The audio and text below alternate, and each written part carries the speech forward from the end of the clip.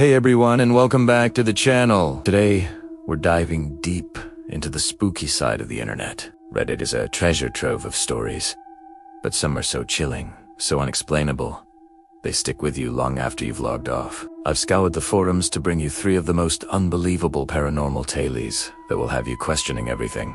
So, dim the lights, get comfortable, and let's see if you can handle these. Our first story comes from a user who worked as a night security guard at an old, abandoned hospital. We'll call him Mark. Mark was used to the usual creaks and groans of an old building, but one night, things took a terrifying turn. He was doing his rounds on the 3rd floor, the former pediatric ward. The air was always heavier up there, colder. As he walked down the long, dark hallway, he heard a faint, melodic sound, like a child humming a nursery rhyme. He froze, listening. It was coming from one of the patient rooms at the very end of the hall. His heart started pounding. He knew he was the only living soul in that entire building. Flashlight beam shaking, he slowly approached the room. The humming grew louder, clearer. It sounded like a little girl. He reached the doorway and peered inside. The room was empty, except for a rusty old crib in the corner, but the humming was right there, seemingly coming from the crib itself. He took a hesitant step inside, and the humming stopped abruptly. Silence. The kind of silence that's so total, it's deafening. Suddenly, he heard a small giggle right behind him. I spun around, flashlight sweeping the empty hallway. Nothing. He bolted out of there, didn't even stop to lock the door, and spent the rest of his shift huddled in the main security office. He never went back to the 3rd floor alone again. He says some nights he can still hear that faint humming in his dreams. Ready for the next one? This story is from a user named Clara, who shared a haunting experience from her childhood home. Her family lived in a house built in the early 1900s.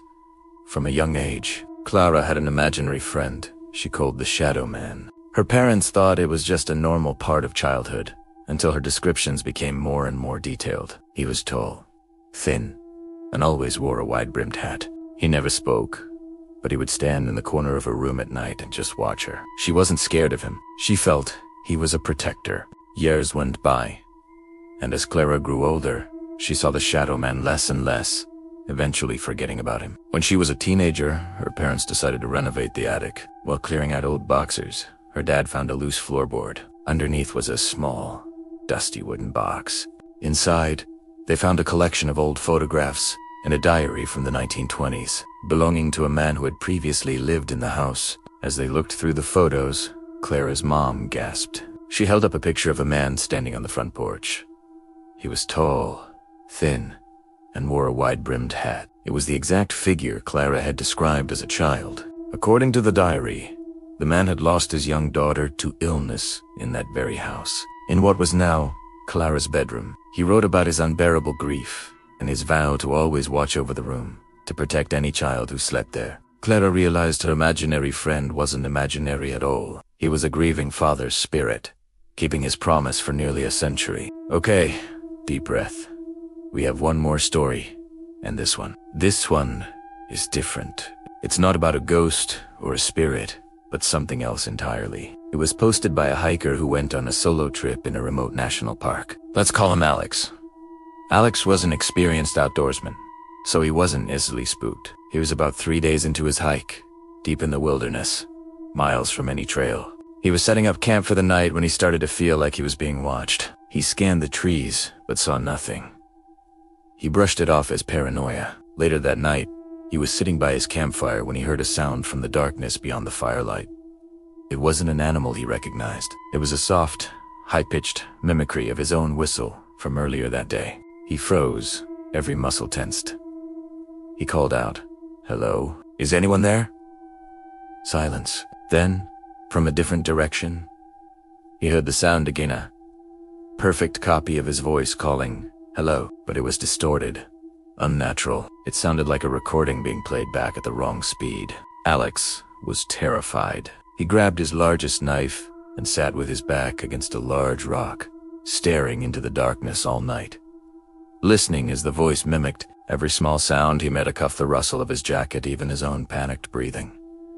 He didn't sleep a wink. As soon as the sun rose, he packed his gear and hiked nonstop for 12 hours back to his car. He never found out what was mimicking him in those woods, but he says the experience taught him that there are things in the wild that are not meant to be found. What do you guys think? A ghostly protector, a humming child in an abandoned hospital, or a mysterious mimic in the woods? Which story creeped you out the most? Let me know down in the comments. I read every single one. These stories from Reddit just go to show that sometimes the scariest tales aren't the ones made up for movies, but the ones that people swear are true. If you enjoyed this dive into the unexplained, make sure to hit that like button and subscribe for more spooky content. Thanks for watching, and stay safe out there.